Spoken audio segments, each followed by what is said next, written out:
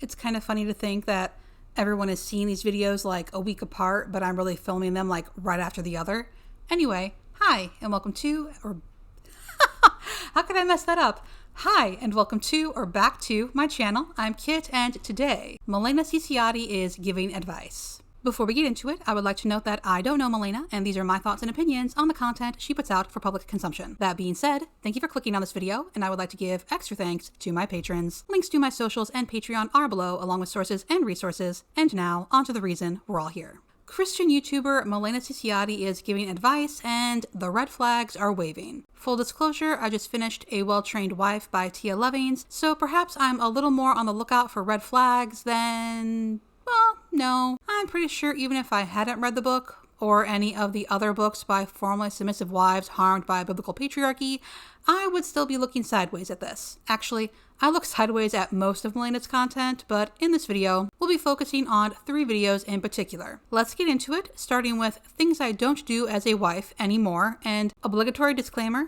I'm not talking about all Christians, I'm speaking specifically to Milena's own beliefs, which she's chosen to share publicly and make a living from. Milena opens this video by saying she has something she wants to share with wives, fiancés, and anyone who wants to be married, which is the wisdom of what the Lord has stripped from her the last several years. And I will say, not everything she says is bad advice. The first thing Milena tells us is that she once stopped doing her husband's laundry because she was angry, bitter, and being selfish. In her eyes, he wasn't showing appreciation the way she wanted him to, and okay, just because someone isn't showing appreciation the way you want them to doesn't mean they don't appreciate you, and if they really don't appreciate it, just not doing the thing may or may not work to receive the desired appreciation. So if you are in a state where you feel like you're doing a lot for your husband and it feels like it's not received well, or that it just goes unnoticed, I guarantee there's a lot of things that your husband is probably doing that is going unnoticed or you're not aware of, because that was definitely the case for me. And so sometimes even just having a conversation of like, hey, is there anything that you do for our family that I'm like unaware of that feels really burdensome to you or takes a lot of time that you would appreciate just some encouragement in, or just even like me acknowledging that you're doing it, because that is so helpful. And I've since expressed to him too, like, it makes me feel really loved when you acknowledge that I like simply just folded your clothes, or that like you have fresh laundry. Like, I think that just like is a huge deal. Nothing wrong with that advice, though I'm pretty sure it was Milena in a previous video that said not to discuss things, just take it to prayer and win him without a word. If she's changed her mind on that though, I won't complain. Unfortunately, we go off the rails early, and Milena knows this, as she says she knows it will ruffle a lot of feathers and urges her viewers to use discretion, which is more than what most biblical wives do. Of course, she gives her warnings and still says, there was a period where I would withhold sex from my husband based on how our feelings were, based on how I felt loved, based on how, based on feelings. I think that would be like a really good way to say it. I hate when people say withhold sex. Sex is not owed, sex is not guaranteed, you will not die without sex. Sex is not on a level with air and water. And if you're not feeling like having sex, that's valid. And honestly, whoever you're having sex with should be okay with not having sex, because they should want your enthusiastic participation because you want to, not because you think God will be sad if you don't. And so I just can't imagine how much our Father grieves that, and how much he sees like this gift that he's given us, and I'm over here like, it puts trash out. That's her example throughout. Don't withhold sex because your husband didn't put the trash out. And yeah, don't think you're punishing someone by withholding something they want and expect them to read your mind and figure out that trash out equals sex. Use your words and talk about the issue, whatever it is. But being upset with someone is... actually, you don't need a reason to not want to have sex with someone. Simply not wanting to is enough. And you know, this was also discussed last week, and I'm baffled by these people who want to convince women that they need to be having sex no matter how they feel about it. And one more thing. Love is kind, love is patient. It does not keep record of wrong. And keeping record of wrong does not mean loving your spouse.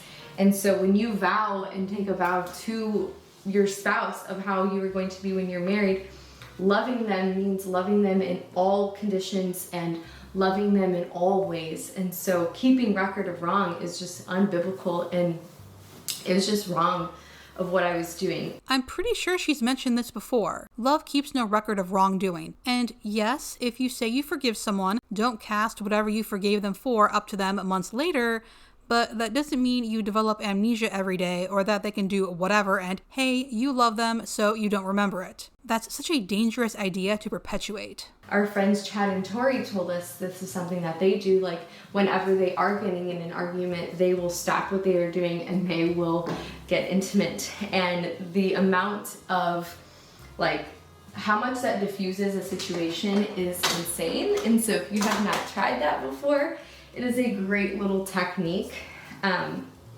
I highly encourage it. Did they both agree to that? Do they both have the option of refusing if they decide this argument isn't one intimacy can solve, or they just don't want to try that method this time? To me, these questions are obvious, and the answers should all be yes. But as I've seen too many times with this brand of Christian, the husband makes the decision and it doesn't matter what the wife feels or thinks, she's to go along with it because he's her headship. It also strikes me as a way to get out of actually concluding the argument. Okay, we're getting heated, it's time for intimacy. Do they still continue the discussion and resolve whatever the issue was, or does that mean it's dropped? So many questions and no answers as we move on to... One thing I've put off is the tone in my voice and just approaching a conversation already with an angry and already preconceived notion of like what that person has done wrong, instead of coming to the conversation with a cheerful heart, with a mind that is eager and excited to come to an agreement and a conclusion, that is tender with their speech and the way that they speak. No arguments there. If you go into something already angry, already determined that whatever the person says won't be the right thing, it won't go well. Milena does mention her therapist, and her sponsor for this video is BetterHelp, and she makes it a point to note that you can request a Christian therapist, and that her therapist told her she didn't bring things to her husband until she was already at a boiling point, and I wonder if her therapist is the reason she no longer thinks you can just pray for your spouse to be convicted. Regardless, I'm glad she's encouraging communication. It's a shame about the poison pill. Though on that note, that's pretty much it for this video. Let's have a look at the most poisonous thing a woman can do with the thumbnail, the silent sin of a homemaker. This video is about homemakers sliding into idleness, but Milena does manage to slip this in there. I can't imagine how happy the enemy is when he sees that there is a whole generation of people that are so lazy that they are unwilling to work, that they are unwilling to just do basic things. I guess God is a capitalist, though I am curious about what basic things a whole generation is apparently too lazy to do. But in all seriousness, Milena made a list of what could be considered idling, and I have to wonder if she really thinks that was the best use of her time. Is she sure the enemy isn't glad she's finding another way to make women feel guilty? Anyway, Milena encourages women to do a time audit to see where their time is going, and of course, the enemy. The thing about idling is that when you are being lazy or when you are just sitting, that is the biggest invitation for the enemy, because he can attack your mind, he can attack your tongue, he can attack your heart, he can attack so many places simply because you are just being still.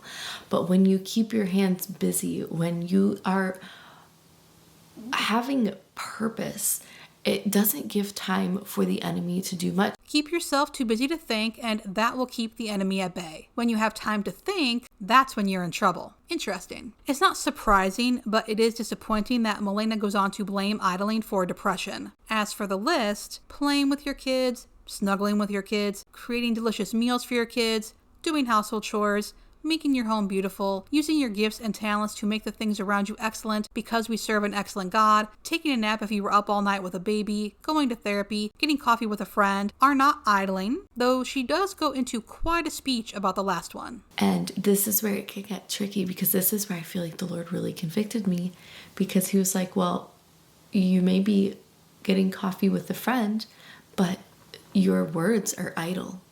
you have idling words coming out of you. It depends. Are you having time with your girlfriends to have conversations that are edifying, to iron sharpening iron? Or is it you just gossiping about other people and slandering your husbands and your children and other women? And are the words coming out of your mouth useless and foul words? Yeah, slander isn't good, but what is it with these professional Christians online who seem to believe that if you're not capturing every thought for Jesus, you're a horrible person? Though perhaps this feeds into the next video I want to take a peek at. But first, I have to tell you that you might fall into idleness with your own personal or winding down time, your personal responsibilities within the home, and with the blessings you've been given from the Lord, which Milena explains as your kids and your marriage. And this is how Milena explains idling. Are you going and idling to escape from reality? Is your idling starting to affect the responsibilities that you have? And so you're having to come up with shortcuts. You're having to quickly do things. You are not able to do what you need to do because of the idling. It's not so much the idling. Well, yes, the idling itself is a sin, but the byproduct and the things that are affected because of the idling that I think is really detrimental and poisonous to a mother, because it affects everyone else in the household. But if you are one who is just so tired and you keep making grace meal after grace meal, and all you want to do is just sit on your phone and doom scroll, and all you want to do is just make really simple meals that just come in a box and come packaged, and you just find yourself in this rut where no matter what you do, no matter what you try, it feels like you have to take the lazy way out, that you have to cut corners, that you are just stuck. This is more so for you. It is a spiritual battle, and the enemy has done a really good job at getting us just simply distracted and have us sitting in this position where we are idle, because when we're idle, we are not moving forward, and we're not doing and living the calling that the Lord has already granted us and given us. And so we have to remember, what is our God-given purpose right now? It is not to sit on our phones. I think calling idleness a sin is drawing it a bit strong, but what Milena just described doesn't sound like idleness to me. It sounds like depression. It sounds like being overwhelmed, which are very human things to experience, not an attack from Satan. And now for the last video I had some thoughts on, being sober-minded in a world drunk on lies. For some reason, Milena doesn't share what the lies are, but she does sound familiar. I just can't shake this feeling. I know with the turmoil that we have in the world, with the year that it is this year, and with all of what is going on in the world, I know it is so easy to give into fear. My very religious mother keeps telling me not to be afraid, but weirdly enough, she's the one constantly talking about how the world is falling apart, and not in a concerned for people way, which also sounds familiar. As the world gets scary, we should be really excited, because it means that it's a day that is closer to the day of his return. And so we don't have to sit here in fear and some come and ask like, oh no, what's going to happen? If anything, we should be so excited and be like, wow, I'm so excited to see the prophecies that have been told that have yet to happen. I'm so excited to live out what the prophets wrote about.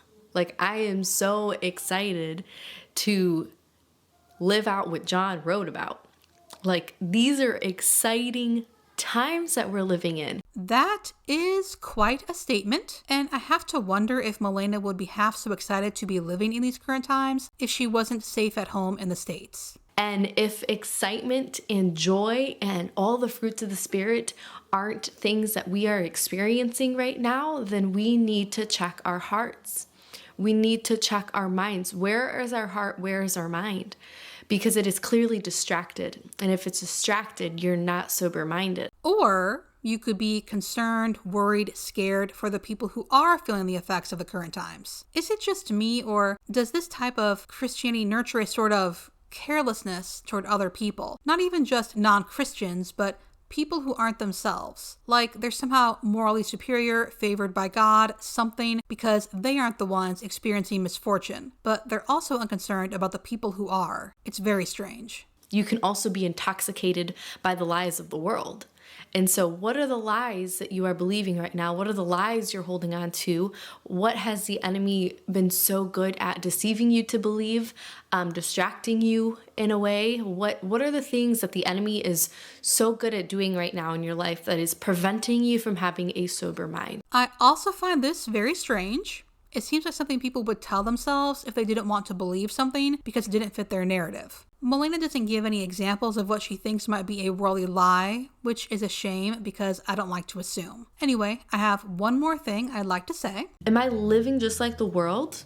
Am I set apart in any way? Or does my life look exactly like theirs? Am I acting just as hopeless as they are because they have no hope? Not believing in a religion doesn't mean you have no hope. The arrogance. Anyway, that was it. I have no final wrap up, but I do want to recommend A Well-Trained Wife. It speaks a lot to what I worry about when it comes to this sort of content. The wife seeing it and thinking she just has to submit more, or the husband seeing it and thinking she just has to submit more. And that's it for this video. Thank you so much for watching, and I'll see you in the next one.